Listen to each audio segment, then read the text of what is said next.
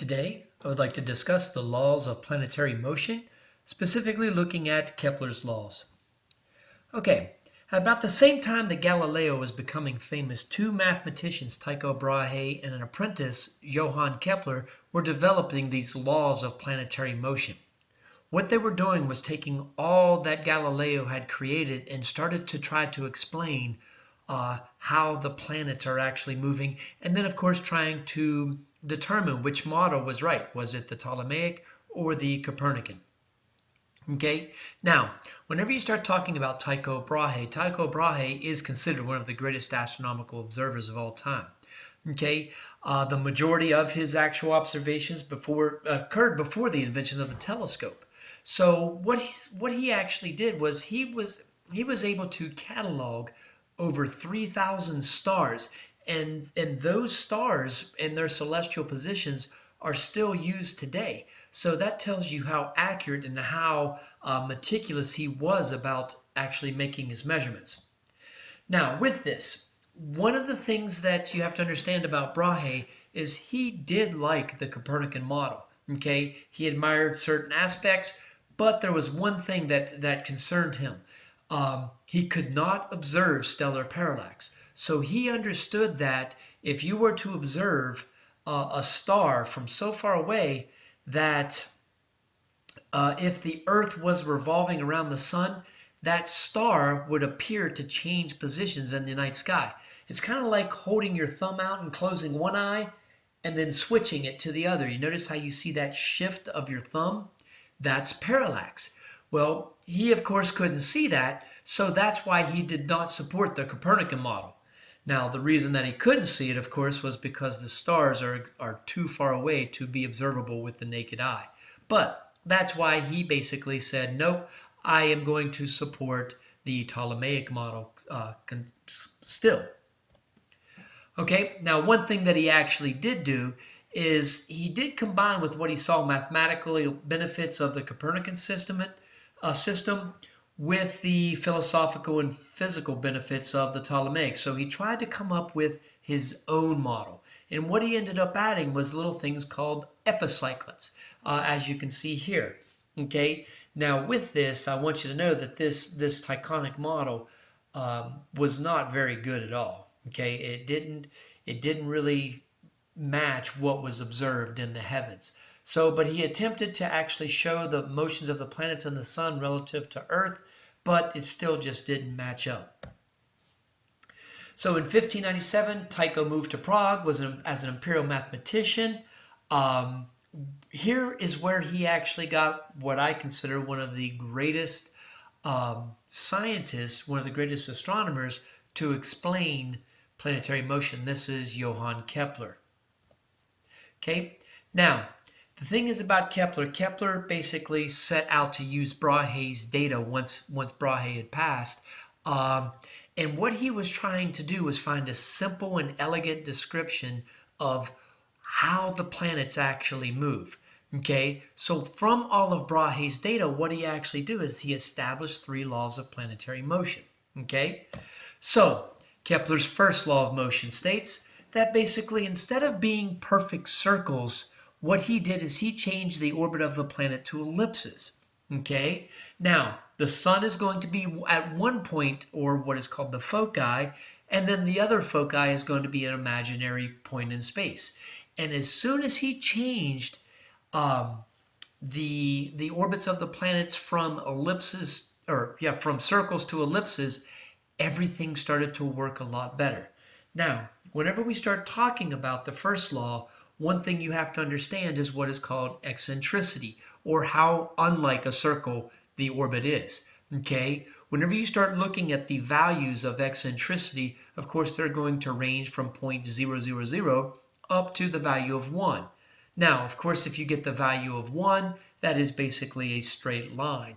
Okay, whereas the value of 0 would be a perfect circle. So how do we determine eccentricity?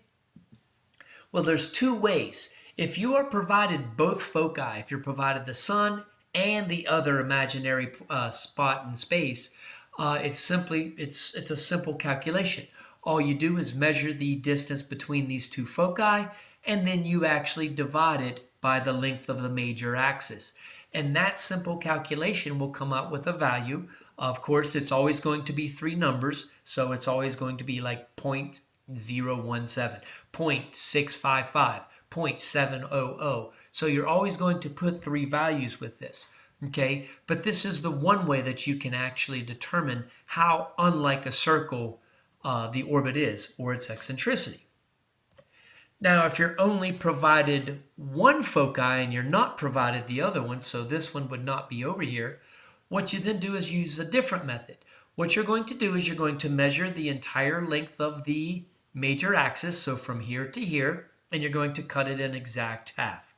And then what you're going to do is then you're going to take and say, all right, I'm going to take the semi-major axis from the sun to the object, and then the semi-major axis of the orbit to this. So in other words, the eccentricity is equal to C over A. So that's the two ways that you can determine the eccentricity of an orbit. Okay, moving on, what we can see here is Kepler's second law of planetary motion.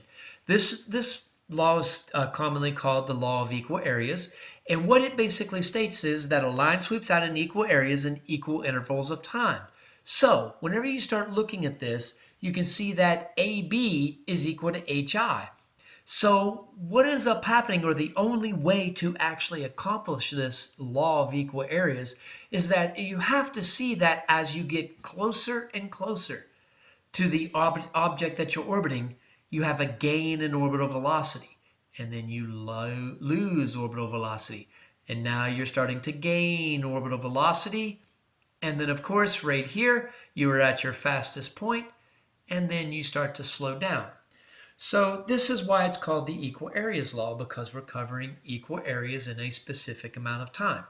Okay?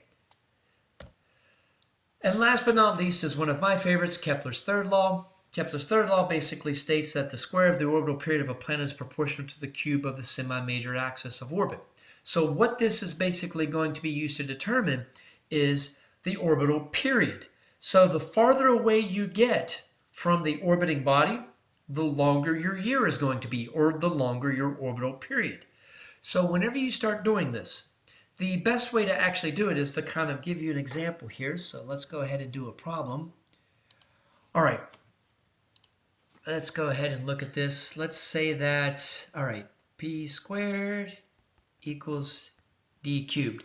Now I will tell you that the d is sometimes referred to as a, so you will see it sometimes as p squared equals a cubed. I just use d for distance. That makes it nice and simple. All right, whenever you start doing this, here's the thing.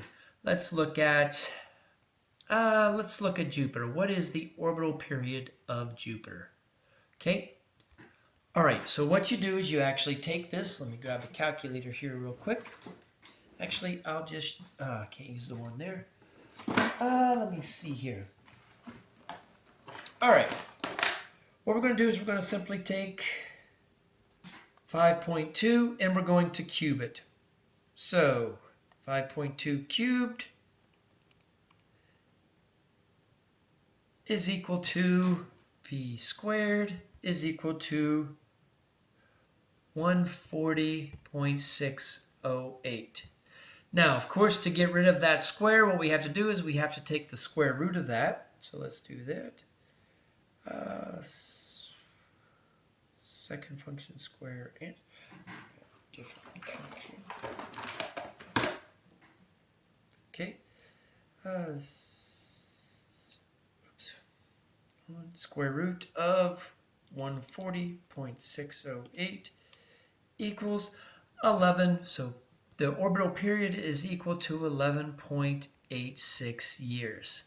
Okay. So that's the one thing that you have to remember, is the orbital period is always going to be in Earth years, and that distance must always be in astronomical units. Okay, so let's go ahead and let's try one more. Let's just make one up here.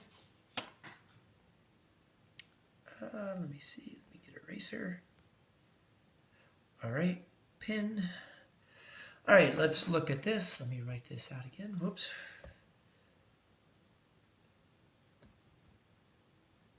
Doesn't want to cooperate here with me. pen. I always am one to write out my formula. All right, let's just make up something. Let's a hypothetical planet, p squared, and the distance to that planet is 4.7 AU. 4.7 cubed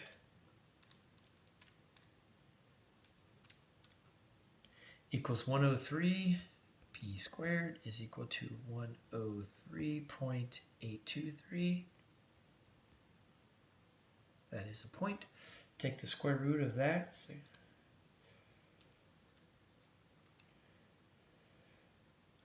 square root of 103.823 equals the orbital period is equal to 10.18 Earth years.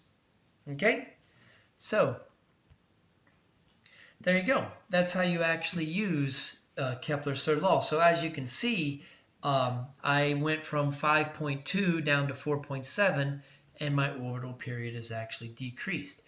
So what you can do is you can see that the farther away you get, of course, the longer the orbital period. And that's Kepler's three laws. Now, what this allowed us to do is Kepler's three laws not only explained planetary motion, but allowed us to construct a model of our solar system. And that's how we actually understand what's going on with the planets. Okay, well, I hope you enjoyed the lecture. I hope you understand Kepler's laws a lot more. It's very important. That is one of the primary things that kind of set everything in motion and really got our understanding or enhanced our understanding of our solar system.